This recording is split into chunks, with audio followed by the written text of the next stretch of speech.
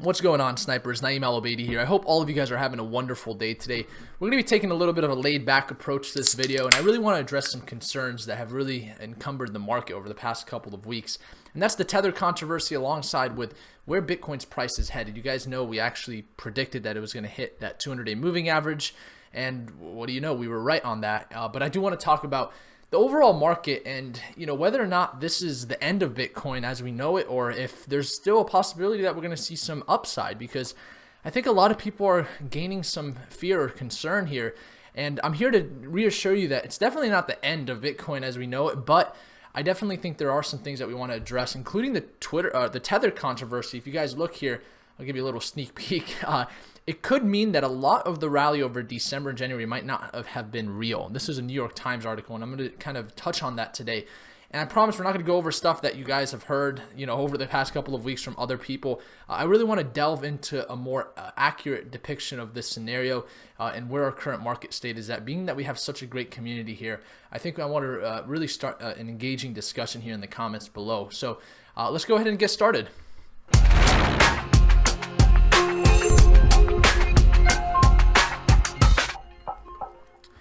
So looking at current price levels, this is our trading view chart. It's a free resource. The link is in the description.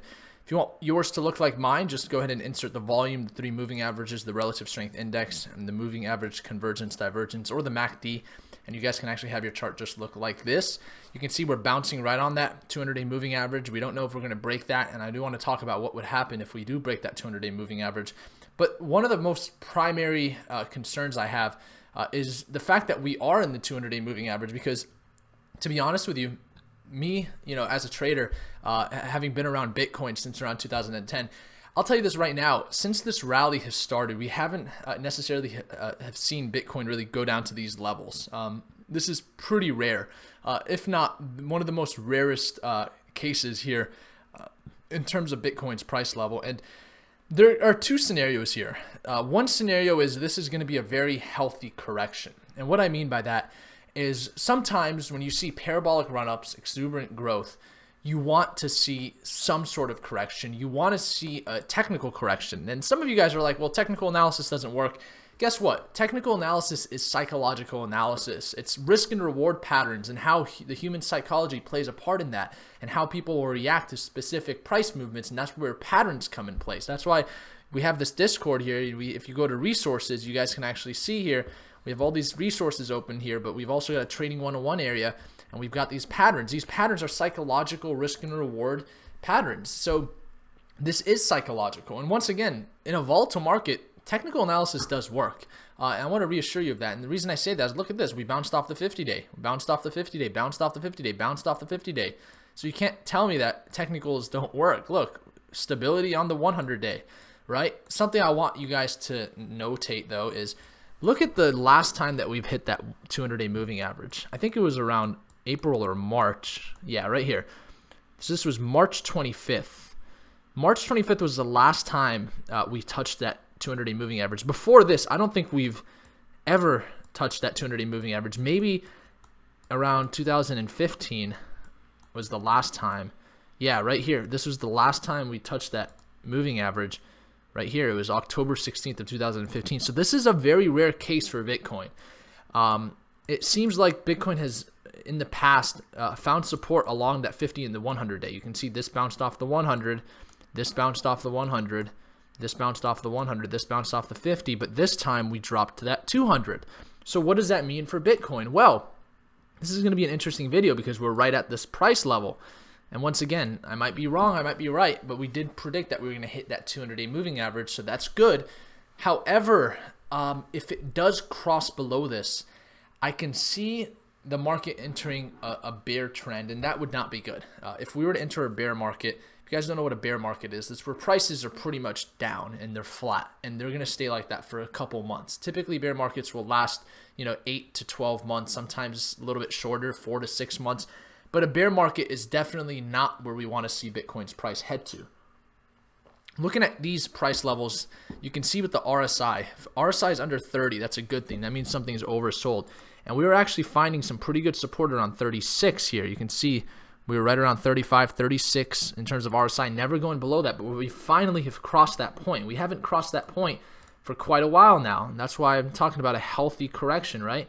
So you can see here we crossed that point right around, it looks to be September 13th. And guess what happens when you cross that point? You'll typically see a sharp run up immediately afterwards.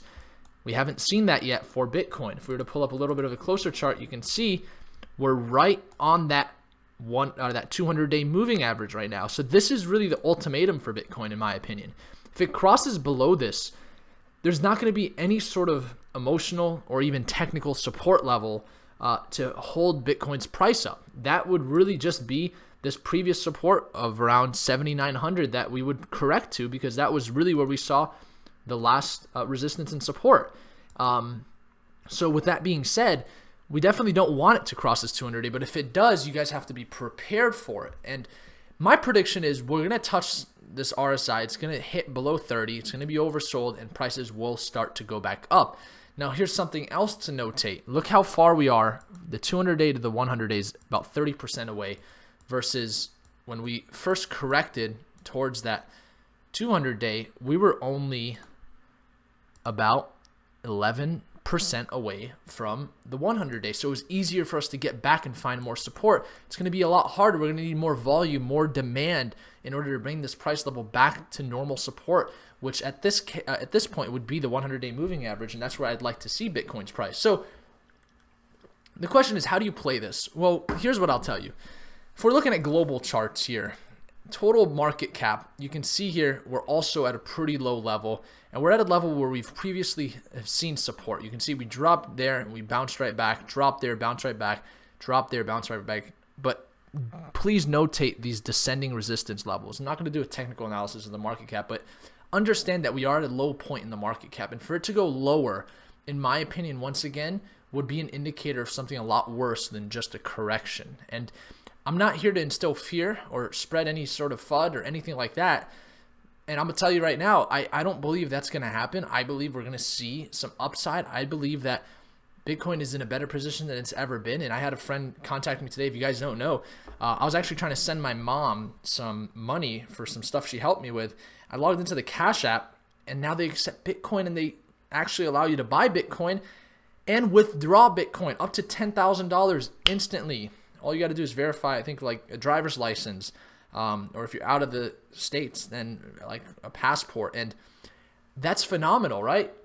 Shortly after that, I actually had a friend message me today, old timer, been a friend of mine for over 10 years, said, "Hey man, I have a question about Bitcoin," right? That's actually on this phone. He said, "Hey, I got a question about Bitcoin. I just found it on the Cash App." Let me read you the message, actually, because this is real world. You know, Warren Buffett said this. Warren Buffett was known to buy the Coca-Cola stock when it was at an all-time low. And everybody was calling him crazy, saying, "Warren, why are you buying Coke right now? It's so low." Not Coke, but Coca-Cola at the time. And he was buying all of these shares. And he's like, I walked into the store. If you guys don't know Warren Buffett, probably one of the most prominent investors in the world. One of, I consider at least a distant mentor of mine, being the fact that I've really delved into all of his books, understanding his mindset, because he's a value investor. He's not a swing trader. He's not a day trader, but he's made a ton of money. I think he's got over $200 billion in liquidatable assets that can be liquidated right now for cash. And he just has a stout portfolio and has done a lot of things in the investor realm of the world, and that's what we're in right now. So he said that I bought a ton of Coca-Cola because I walked into the store and they still had Coke for sale. Walked into a restaurant, I was still able to order Coke. So in my opinion, nothing changed with Coke. All I saw was a discounted rate of shares. And I think that's exactly what we're seeing here. It's a discounted Bitcoin, right? I don't see anything changing here with Bitcoin. I mean, fundamentally, nothing's changed. In the news, yeah, things have changed. Regulatory rules have been implemented in certain countries. China's banned ICOs. They banned ICOs when we were at 5,000, and then we soared up to 20,000, right? So even a little bit of FUD from South Korea and stuff, in my opinion, won't really necessarily affect Bitcoin as much as what we're really seeing here, which is a worldwide revolution. So, this is why I want to read this text, because this is a real world example. Just like Warren Buffett said, I walked into the store, they still had Coca-Cola. Nothing was wrong with Coca-Cola. The only thing wrong was the fact that the shares are being sold. they were really cheap, so I wanted to buy a lot. And by the way, he made a ton of money on that. He's became one of the largest shareholders of Coca-Cola. So look in here. Look, this guy, one of my good friends, messaged me. He says, hey, bro, I had a question about Bitcoin. Could you answer it for me? I said, what's up? He said, Cash App is now allowing you to buy and sell Bitcoin. I noticed that the value dropped in price. Do you think it's a good time to buy, or that I should even use the Cash App to buy some? I said, I think it is pretty low now. And he sent me a screenshot. It said 10. Look at that, $10. Confirm your purchase. And he bought $10. Not much, but he's doing his thing. He's got his own financial situation he's working on. And that's not the point. The point is, for him, that was something. And for me, that means a lot. I mean, most people that have Coinbase accounts that don't even buy Bitcoin, I mean, he's already ahead of them. So $10, in my opinion, props to my boy Juan. That's his name. So, in my opinion, I don't see us going under this. I don't see a bear market, but it's definitely possible. You can see we're right on that 100-day moving average. If you guys want the exact number here, the 100-day moving average is right now at $8,743 US, and that's really where, if Bitcoin can head down to that level, I'm sure the RSI is going to drop below 30. In my opinion, this is the perfect buying opportunity for Bitcoin. If it heads below that, then yes, there is a potential over a bear market. Don't take that out of the equation. Anything is possible in this market. However, that's something I definitely want to notate. And we're going to talk about some controversy that could be leading up to this. Looking at total market, we're looking at Satoshi value here. Ethereum has been handling itself quite well, in my opinion. But you can see it's still no match against Bitcoin's drop. I mean, nothing is going to be able to hold itself up, maybe other than Tether. And we'll get into that scenario in just a sec. But nothing's going to be able to hold itself up against Bitcoin. So you can see in USD valuations, things are getting murdered. But if you go into BTC valuations, it's a lot less of an effect. You can see a lot less double-digit negatives. Stellar's at 12%, EOS 12%. So we're definitely seeing some pullback. And understanding a market correction like this, you can't expect patterns and stuff to really work, because at the end of the day, Bitcoin is influencing these prices. But I do want to talk about this right here, which I think a lot of people are kind of putting in the back burner, but needs to be addressed. And that's the market dominance here in terms of Bitcoin, because this is really going to determine my strategy coming into this. And what I want to say is, you can see how Bitcoin is flatlined, and it's flatlined below these previous levels where we found a bounce. And in my opinion, you can see here as well, if we took all these coins here, top 10, and took them out of the equation, looked at what does the market look like in terms of like true altcoins. And when I say true altcoins, that's outside of Ethereum, Bitcoin Cash, Litecoin, Ripple, Dash, NEM, Monero, IOTA, and Neo. And it says 23.16%. For me, that's stout, because if you go back here, you can see even with Bitcoin's dominance at 67%, others was at 9.93%. And you can see when Bitcoin was very dominant, we were only around 5%. So the biggest change, in my opinion, has been these others, or these true altcoins, right? Almost 25% of the market right now. I think that's very appropriate. But I also think that Bitcoin is now pretty beat down in terms of market dominance. It's also pretty beat down in price levels. So my strategy coming into this is to liquidate a lot of my, altcoin assets, which I've already done. I took my profits as I started to see this downtrend.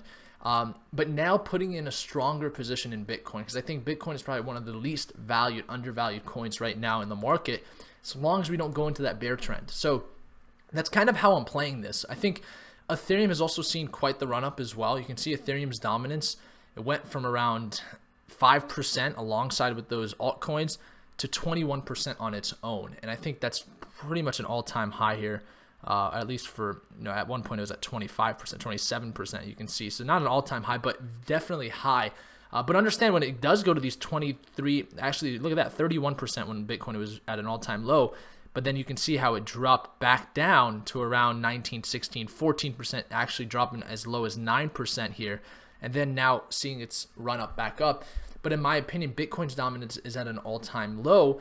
Therefore, I think that we can get a stronger position in Bitcoin and see a little bit more gains comparative to what we're going to see in the next couple of weeks as we possibly see this recovery versus a bear market, which would be the worst case scenario in this point. So Lastly, I want to address the Tether controversy. I went ahead and looked at many articles, but I think this one explained it the best. And for some of you that want to just kind of take this, video and just stop watching it, I think this is the most important part of this video. I am going to story tell a little bit, but I'm also going to kind of dive in there, make it a little bit entertaining for you guys. But this is important to read, and I'm going to put the link in the description if you guys want to look at this article. I'm not going to read the whole thing, but worries grow that the price of Bitcoin is being propped up. A growing number of virtual currency investors are worried that the price of Bitcoin and other digital tokens have been artificially propped up by a widely used exchange called Bitfinex, which has had a checkered history of hacks and opaque business practices.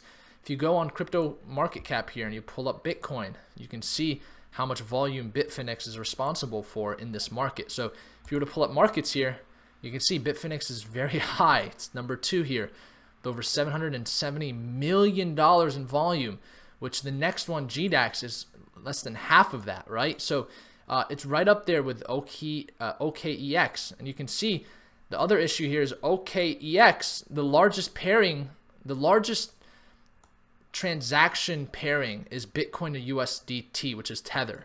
Another big concern. Look, you see USDT accounts for a lot of this market. If we actually pull up the USDT, you can see here in terms of 24-hour volume, just in the past 24 hours, looking at USDT Tether, we've had over 3.6 billion in transactional volume. And that's insane. This is really where this concern comes in. So Tether is a big deal. If this goes away, the market is going to have it's going to affect the market in a substantial way. So one thing I can recommend right now is you shouldn't have your money in Tether, in my opinion. Just like how BitConnect disappeared like a snap of a finger, Tether could turn into nothing tomorrow. And that's very true, especially after the subpoena. So we'll talk about that. In December, Bitfinex was subpoenaed by the Commodity Futures Trading Commission, a United States regulatory agency. The people behind Bitfinex issue a virtual currency called Tether. Unlike most digital tokens, every Tether is supposed to be backed by traditional money. If you go on their website, and you see here, 100% backed. Every Tether is always backed to 1 by traditional currency held in our reserves. So 1 USDT is always equivalent to $1 US. That's really where the worries lie, right? So this isn't about that, though. This is about a bigger deal than that. So new Tether tokens are issued when investors give them dollars. $1 is worth 1 token. In recent months, however, many investors have been raising alarm bells about Tether. Hundreds of millions of dollars worth of new Tether were created, almost always when the prices of other virtual currencies were heading down. The Tether were used on the Bitfinex exchange to make big purchases of Bitcoin and other tokens, helping push their prices back up, according to multiple analysis of data from Bitfinex. So what they're saying is every time the prices go down, it's like Bitfinex is manipulating Bitcoin's price.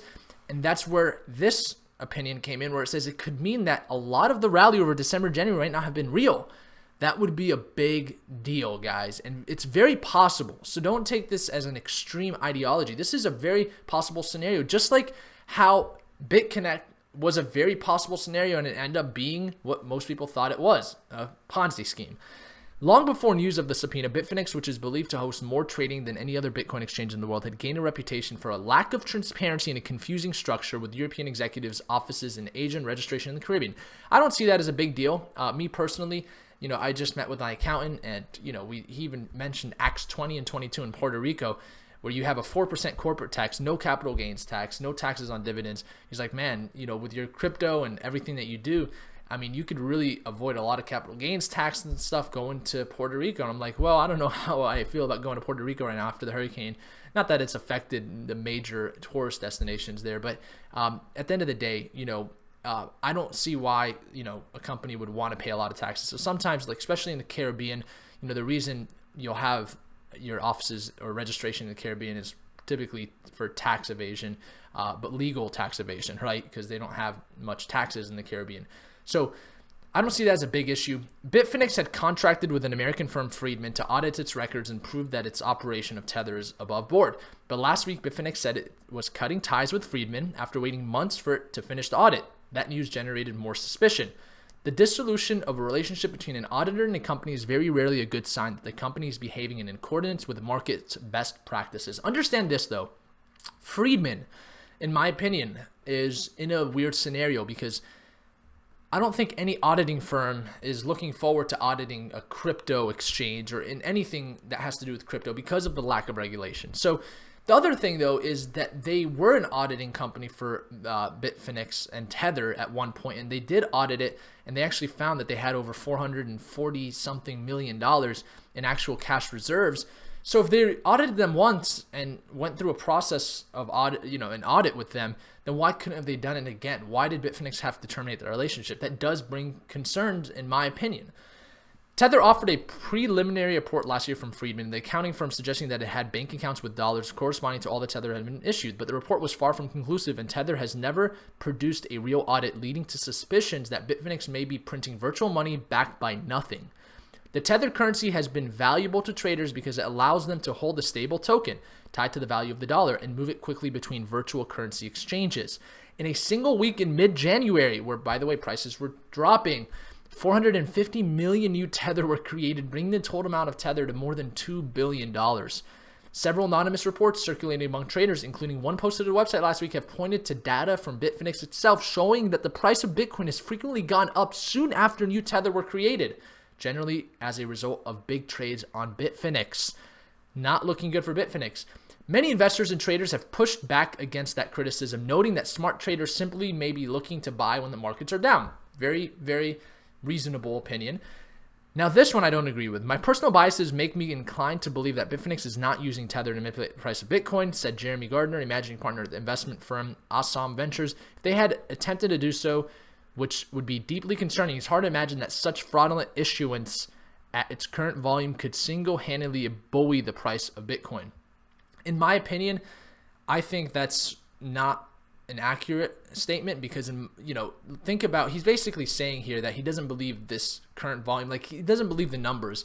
And that's what people were saying about BitConnect, right? They're like, oh, why would a 1-point-something billion-dollar company be a Ponzi scheme? Doesn't make sense. Well, I mean, it did make sense. I mean, you saw what happened with BitConnect. It disappeared off the face of the earth. It's gone. People lost a lot of money, right? So very possible, so this isn't irrational in my opinion. I mean, what Bitfinex is doing, especially, if you look at Japan and, Bitfinex, I'm confident that Bitfinex is in Japan. There's very little regulation there, right? So these companies can really do what they want to do. People are actually saying this is the next Mt. Gox. If you guys know the MT Gox, if you guys don't know what happened with MT Gox, one of the largest exchanges, this actually was started by the founder of Ripple, Jed McCaleb. But it was sold before the big loss of money, because at one point they had some sort of breach in their Bitcoin and a ton of it was stolen. And it was a huge deal because at this current valuation, billions of dollars of Bitcoin were stolen. That was the largest exchange, and a lot of people lost a lot of money. And for those of you that were involved, I do give a little bit of empathy to you guys. Sorry for losing that, but that's the market we're in. Never invest more than you're willing to lose. Once again, right? So, but Mr. Krug at Pantera Capital said that, I wonder who Mr. Krug is, said that if Tether were really being used by investors, they would probably also want to buy new Tether when the markets were going up, which has not been the case. Also, they would not always want it in exact increments of $100 million, as been the case. After you see this enough times, you just start to wonder what's really going on here. And that's kind of what I want to conclude this with is, what do you guys think is going on here? Put it in the comments below. I'd love to hear your opinion on it. And something that we're actually doing in the next couple of days on Sunday, I want to address this because a lot of the rubies watch our videos, but some of them are not as engaged on the actual platform. But we actually had a little bit of a quick team meeting last night with all of the rubies and above. If you guys are on our Patreon, you guys know that there is that ruby tier. And we actually, the link is in the description for that, by the way. I don't want to pull it up right now, but pretty much we went together. We actually pulled up this website, and I highly recommend you guys doing this on your own. If you guys aren't rubies, you can do this on your own. But you guys can actually go to resources here and pull up ongoing ICOs. And I actually just recently heard the Binance CEO talk about how there's 5,000 applications of coins on Binance right now to be listed. And he says in his vision, which he's a very credible individual, we're running one of the largest exchanges in the world right now, and it's only been up for almost 7 months. So he says that there's going to be a world of millions of ICOs, millions of tokens, companies and brands, individuals from all over the world are going to be able to issue their tokens and fundraise in a global manner. And he says that's really where he sees the world headed. And, I just came back from a conference with the co-founder of Monero and the chairman of Kodak. And in that conference, there was many panels. And, for the most part, the majority of the money right now is being made in these ICOs. Getting into these ICOs at the stage where they're not as popular, not as hyped, quote unquote. For example, you hear people all the time say, I got in on Tron when it was low. I got in on Verge. I got in Cycoin. I got in on VeChain. Those are the ones making a lot of money. So you go to this website, Ongoing ICOs, you can actually do funds raised here. And you can see pretty much the top ICOs right now that are ongoing. You can literally invest in these ICOs. And it's funny because we did the Ruby Night Owl last night, and people were like, man, I've never heard of any of these coins. And I'm like, yeah, I know, because they're in ICO stages. And there's a reason a coin has 10, 9, $8 million of fundraising. So these are projects that you might want to look at if you guys really want to invest in this market long term, because now that I'm, pretty much hedging against everything, utilizing Bitcoin's low prices, I'm also going to be looking into ICOs that could potentially have some huge upside in the future as we start to see a recovery. So this Sunday, if you're a Ruby and above, we already dispatched dozens of Rubies to actually go in and look at all of these ICOs here in the top 10 and a little bit in the top 16. And some people had their own individual ICOs they wanted to look at, but we're all going to be looking at one ICO. I'm responsible for copy track, and then everybody else is going to do other ones. And we're going to be getting back together Sunday and doing a Ruby and above Night Owl for those Ruby Patreons, and we're going to be under the Discord chat Ruby Plus. And we're actually going to be discussing each and every ICO. We'll probably do different phases, maybe split across a week, because I'm going to have a lot to say. Somebody else is going to have a lot to say. We don't want these to go on for 3, 5, 6, 10 hours. So we'll try to limit it to like 1 hour, 2 hours. And we're just going to start talking more about these newer projects. And we're going to utilize the form of superintelligence that, if you guys have read the book, I believe it's called Superintelligence. It talks about the third form of superintelligence being collaborative intelligence, taking a collaboration of others and then utilizing their skills, their wisdom, and their expertise and thoughts, and then utilizing that and putting it all into one perspective and really gaining this idea meritocracy, if that's how you say it. That's actually talked about in Ray Dalio's book, which is also a recommended book here on our Discord. The point is, our Discord's a great resource. For those of you that are Ruby Patrons, that's also a great resource. Any of you guys can do that. The link is in the description for all of that. And I hope to see some of you guys engaging more in the community as we're kind of going through this weird time in cryptocurrency. And I think that's the best way to put it, right? It's a weird time. So hopefully this video has helped some of you guys. I appreciate all of you guys. Thank you for almost 40,000 subscribers now, over 20,000 members on Discord. And with that being said, I hope you guys enjoyed this laid back video. I'm going to drink a little bit more tea here. We're going to be having our night owl tonight. And you can see we're still on that 200-day moving average. So let's go ahead and see what goes on with that. So snipers out.